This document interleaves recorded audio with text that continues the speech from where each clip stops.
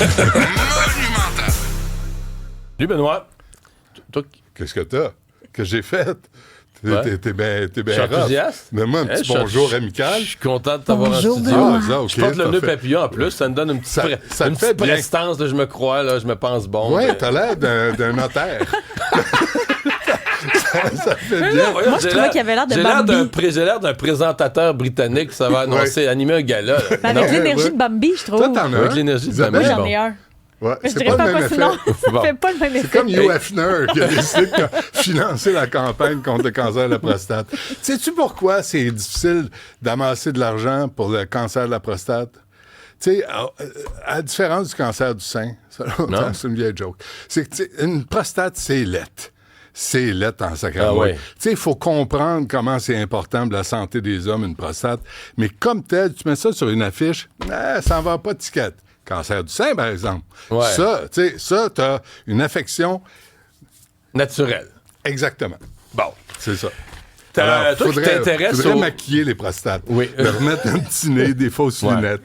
Mais Toi t'es qui beau. toi qui Une blague t'intéresses poche. aux médias, t'as vu ce texte ce matin dans le National Post? Oui. C'est un ancien cadre, monsieur a 80 ans aujourd'hui, il a passé Ouais. sa vie à la CBC, donc à la Société d'État Radio-Canada CBC. À une très bonne émission qui s'appelait Ideas. que Ouais, tu connais j'écoutais. l'émission. Ouais, Bon. ouais, ouais. Et donc, aujourd'hui, très critique de ce que CBC est devenu. Ouais. Essentiellement, je vais essayer de résumer son propos en une phrase, mais il dit une société d'État devrait, tous les contribuables payent, devrait s'appuyer sur le peuple, être la télé du peuple. Alors, il dit, on est devenu une boutique. Là. En anglais, boutique, c'est comme une boutique spécialisée, un contenu très élitiste, Ouais. très pointu. Ouais.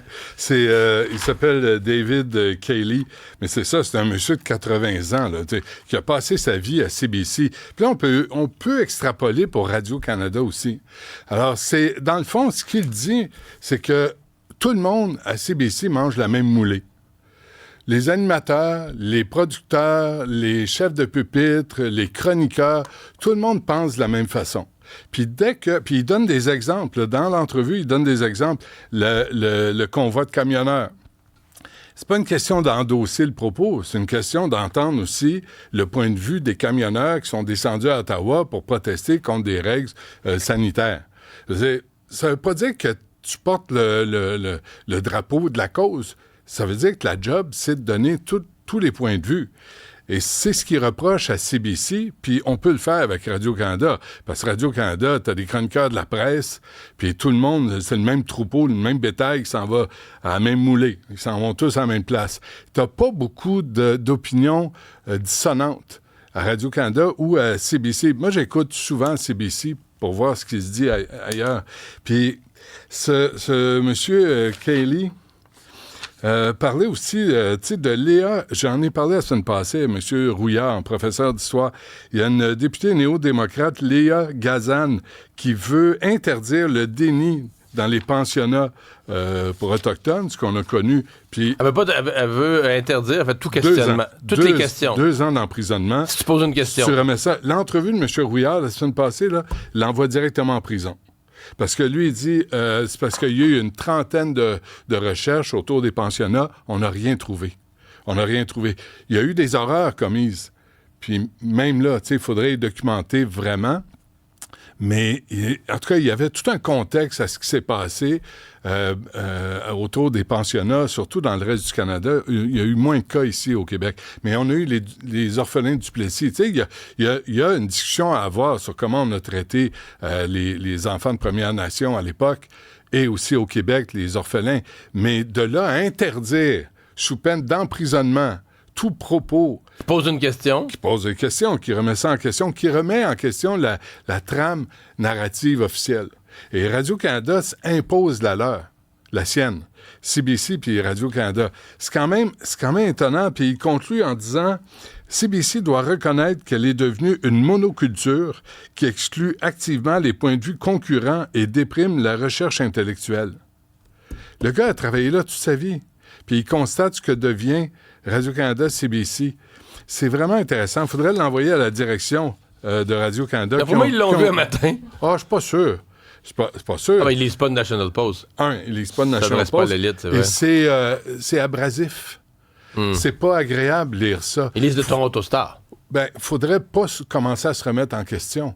Commencer à voir à quel point le privé, que ce soit ici, hier, 87 personnes mises à la porte à TVA, à Bell, à Global, à CTV, au mois de septembre. C'est partout. Là. Puis je répète, l'odieux Mark Carney qui arrive en campagne électorale devant Patrice Roy, qui dit on va vous donner un 150 millions de plus sur le milliard 400 millions de subventions que vous avez CBC et Radio-Canada. Et Patrice Roy n'a pas la décence de dire êtes-vous en train de nous acheter? Non. Ça passe comme du beurre dans le poêle. 50 millions à Radio-Canada et 100 millions pour le privé. Est-ce que ça aurait été odieux? Mark Carney dit une chose dans cet article-là que j'ai soulevé. Il dit Mark Carney, premier ministre, le petit banquier, la SRC, CBC existe pour lutter contre la désinformation. Et le monsieur dit, mais qu'entend exactement Carney par désinformation? Est-ce que c'est une autre version, c'est une autre opinion que l'opinion officielle que se sont faites les dirigeants de Radio-Canada ou de CBC? C'est vraiment intéressant, mais demain, on va l'avoir oublié. Oui, probablement. Hey, tu voulais me parler du REM? D'abord, il y a 2 nouvelles sur le REM. Une dans le Journal de Montréal. Il dit « Nouvelle station du REM à découvrir gratuitement en fin de semaine. Gratuitement les samedis 16 novembre. » Ça tombe-tu mal, voir la grève? Fait que tu peux pas te rendre au REM en transport en commun. Il faut que tu prennes ton char.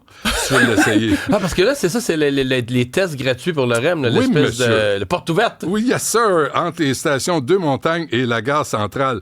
Et de gare centrale à Brossard. J'avoue que c'est ridicule à souhait.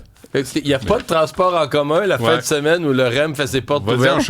Vas-y en char. On va aller essayer le REM, bébé. Mais mieux que ça. Ouais, embarque ma belle, je t'amène prendre le REM. Es-tu en train de me chanter une chanson? J'adore ça. Moi, j'ai fait sacrer Mario Dumont sur l'installation des décorations de Noël ou de l'Halloween. Je me souviens plus, c'était de Noël. Hein?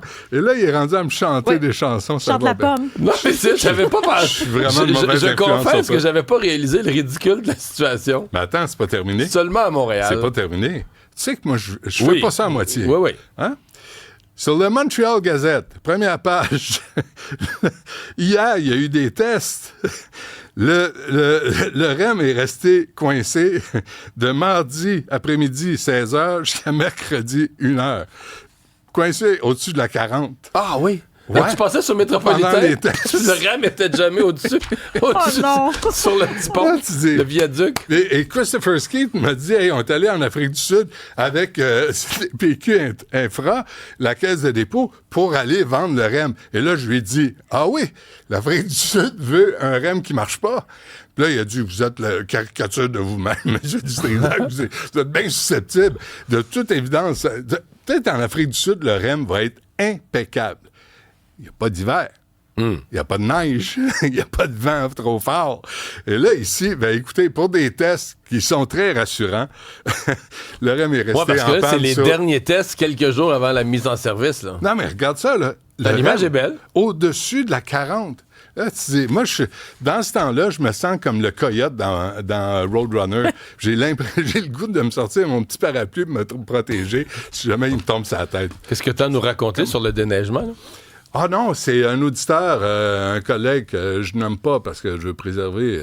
Il m'envoie ça hier. Chauffeur d'autobus, il m'envoie ça hier. Je me dis, c'est rassurant.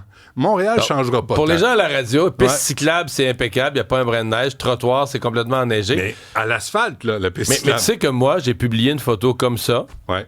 il y a 2-3 ans, 3-4 ans, Ouais. sur Maisonneuve, à côté de TVA. C'était exactement le même. Piste cyclable parfaite, là, c'est sur l'asphalte. Trottoir dégueulasse. Mais le trottoir était pire. Le trottoir, il y avait un pied de neige. Et je Mais là, m'étais le fait... trottoir est glacé. Hein. Mais non, mais ça avait divisé le Québec, là.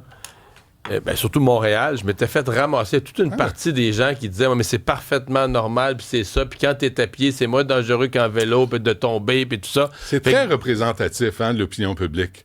T'as une moitié à l'asphalte bien dégagée, puis t'en as une autre qui est sur la glace, qui est prête à se casser le cou. Puis ça, ce qui est rassurant là-dedans, ça a été pris, cette photo-là, ça a été pris hier, c'est que ça changera pas à Montréal. Mme Martinez-Ferrada va rien changer. Non. Ben, regarde. Non, c'est le changement. Regarde. Elle s'est présentée comme le Quelles changement. sont les En même priorités? temps, ça fait pas longtemps qu'elle est là, là. La gouverneure n'est même pas encore assermentée. Oui. Elle décide ce encore soir, de là. rien. Non, mais la machine va continuer de fonctionner comme elle a fonctionné. Moi, j'y crois. Moi, je la mets au défi, Benoît. J'aime ça, ton positivisme. Mais il faut. J'aime Avec ton un nœud optimisme. papillon, il faut être positif. Ouais, t'as pas le choix. Si t'es pas ça, t'es rien. Mais il est très beau. Moi, Bon. j'en ai pas, mais c'est correct. Bonne Ça, journée. on m'en a pas. Bonne On va journée, travailler Benoît. sur le dossier. Merci.